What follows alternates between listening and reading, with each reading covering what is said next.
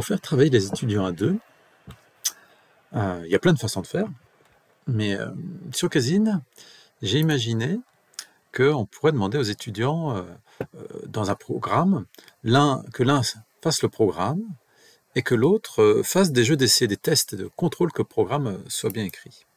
Alors pour arriver à ça, donc j'ai rajouté un onglet à mes exercices, enfin à certains exercices. Là, j'ai pris un exercice où il faut trier, ça va être en prologue, donc c'est pas très grave si vous ne comprenez pas comment ça s'écrit en prologue. Mais vous voyez, il y a un deuxième onglet où on a des jeux de tests à rédiger. Et là, pour le tri, par défaut au départ, ce qui est proposé, c'est que si en entrée, il y a la liste 1, 2, en sortie, il devrait y avoir la liste 1, 2. Puis s'il y a la liste 2, 1, en entrée, il faut qu'il y ait aussi la sortie, la liste 1, 2. Donc, je me place dans la position du premier étudiant pour voir un petit peu comment ça va marcher pour lui. Donc, je suppose qu'il fait un tri pas terrible, mais qu'il fait un tri qui trie juste deux éléments. Il imagine peut-être que derrière, il n'y a que des listes à deux éléments qui vont être utilisées. Donc, il fait un tri avec deux éléments. Donc, la sortie sera égale à l'entrée. Pardon, je l'ai inversé. Il faudra aussi l'inverser. Bon, éventuellement, si c'est dans l'ordre inverse. Mais donc, la sortie sera égale à l'entrée si le premier élément des deux, A, est inférieur à B. Et pour l'instant, on imagine que l'autre étudiant n'a pas travaillé. On reste avec les tests d'évaluation de base, avec juste deux listes, justement, à deux éléments. Donc, l'étudiant qui essaie de faire son programme, donc il travaille indépendamment, plus ou moins, enfin. Donc, il imagine que là, c'est un bon tri, c'est-à-dire que si la liste est bien triée, ça va être correct. Donc, il fait comme d'habitude, il lance les tests. Alors, dans les tests, il se passe plein de choses. On va pour l'instant ne regarder que le début de ce qui se passe. Donc, l'objectif, c'est que son programme à lui soit juste. Alors, son programme à lui, donc c'est écrit le test du programme utilisateur. Donc, c'est l'étudiant qui... Alors, j'ai oublié de mettre un point. Donc, prologue RAL parce que en fait, les deux tests prévus n'ont pas marché parce que j'ai oublié le point. Bon, donc, ok. Je remets le point, je refais le test. Au passage, il se peut que l'évaluation prenne un peu plus de temps qu'habituellement. Bon, donc, l'utilisateur, donc celui qui s'appelle l'utilisateur, il a un programme qui a comme objectif d'être juste à 100%. Et en fait, sur les deux tests, il y en a un qui va passer, mais un des deux tests ne va pas passer. Le test de 1 est incorrect, parce que quand la liste en entrée est triée, donc c'était le test 1-2, la sortie c'est bien 1-2, mais si la liste est triée mal triée, pour deux éléments juste, il faut mettre les choses dans le bon ordre. Donc c'est B en premier, et ça ne sera que si B est inférieur à 1, que dans ce cas-là. Donc pour l'instant, si on regarde ça, et même le bas de le résumé de ce test-là, il est où? Il y a peut-être eu des tests qui ont été rajoutés. Alors, ouais, je cache, mais en tout cas, il y a un test, j'ai caché un certain nombre de choses. En tout cas, le test utilisateur, l'objectif c'était d'arriver à faire 100%, et il n'est pas complètement à 100%, il a 13 tests justes sur 12.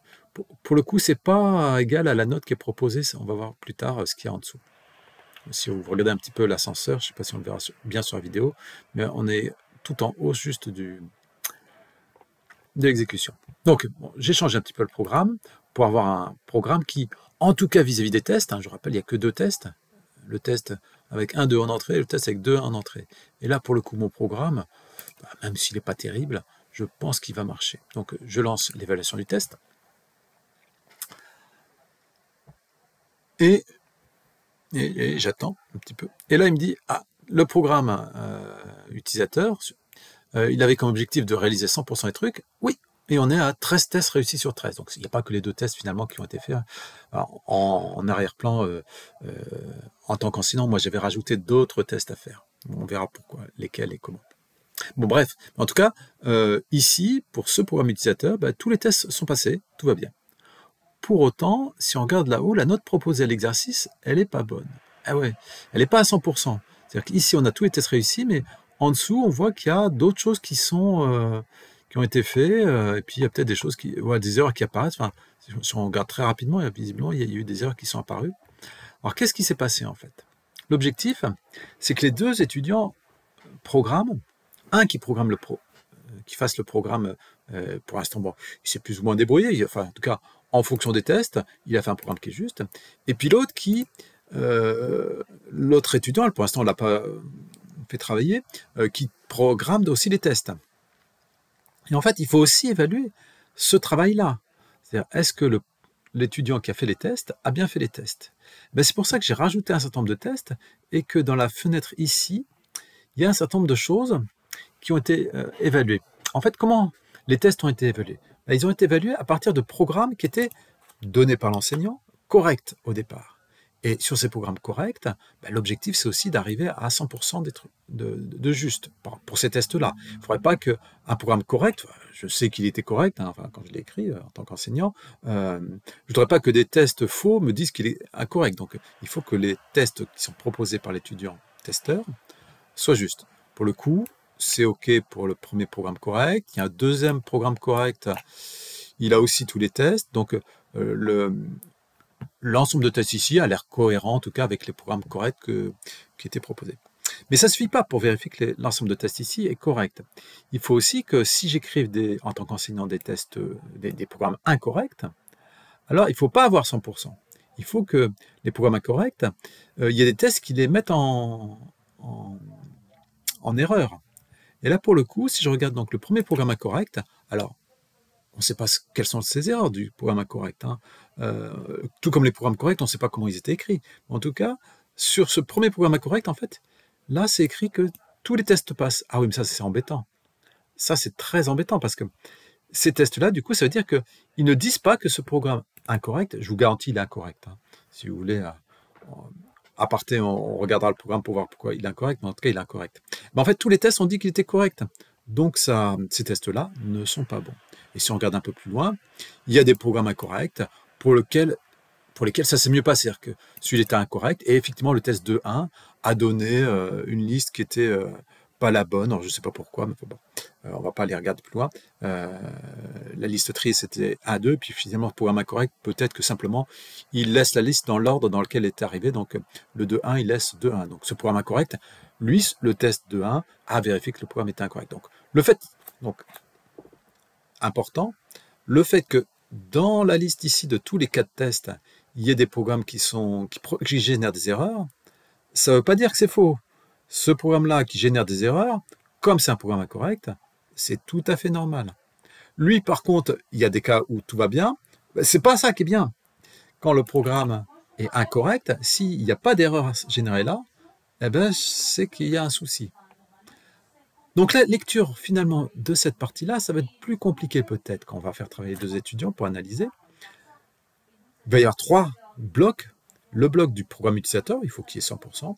Le bloc de tous les programmes corrects, et là il faut qu'il y ait aussi 100% par rapport au test. Et le bloc des programmes incorrects pour lequel il faut qu'il y ait des erreurs. Quand il n'y a pas d'erreur, c'est un problème. Quand il y a des erreurs, c'est OK. Là par exemple, il n'y a eu que 12 tests qui sont passés, ça c'est bien.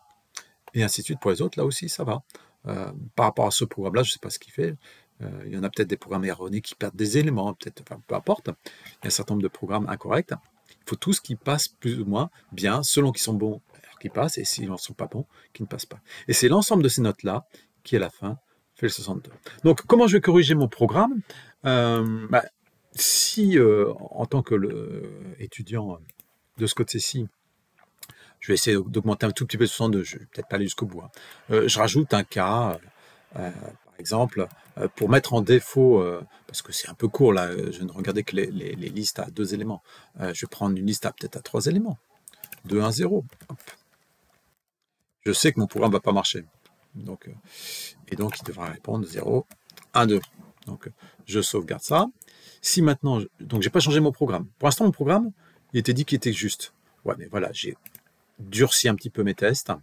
Donc du coup, en demandant si mon programme est juste, ben, il va probablement me dire que le programme utilisateur de départ, en fait, non, maintenant, il est plus juste. Bon, les autres programmes corrects ou incorrects, je ne regarde pas. Mais voilà, le programme utilisateur, finalement, il est plus tout à fait juste. Il y a un test de plus, celui que j'ai rajouté, mais il n'y en a que 13 qui sont passés. Alors, imaginons que le programme utilisateur soit juste. exemple, il a fait le tri, bah, c'est pas du tout la solution qui est attendue, hein, mais il a dit, bah, il doit y avoir dans la bibliothèque un truc qui s'appelle sort, et avec les entrées et les sorties,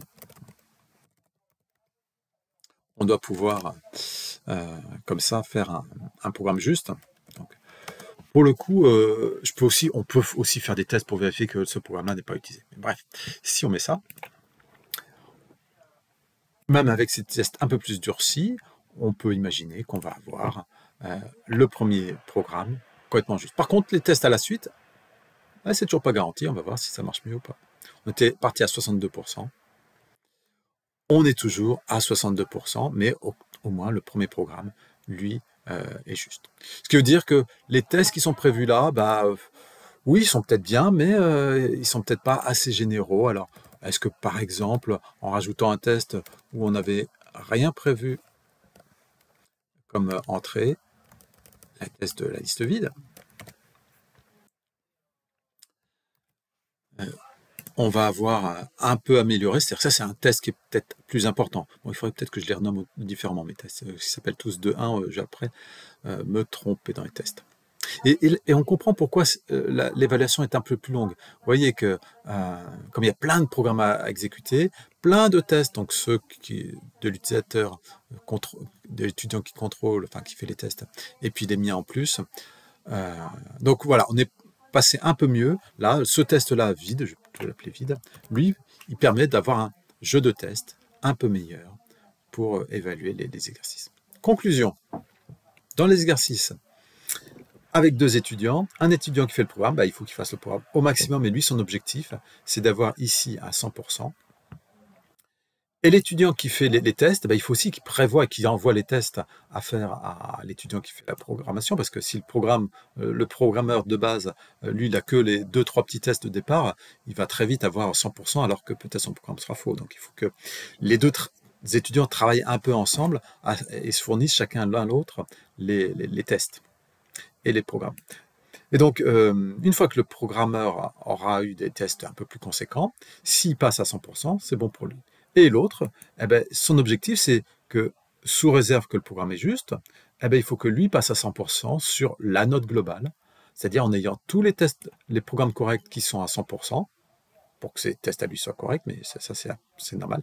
Et tous les programmes incorrects qui sont prévus par l'enseignant, il n'y en a pas énormément non plus, hein, faut pas vous inquiéter, eh bien, soient détectés comme des cas erronés. Et les tests, et par contre les programmes corrects, soient testés comme des programmes corrects. Voilà pour faire du test et du test de test. Et peut-être du test, du test, du test, du test, du test, du test. Fin de la vidéo.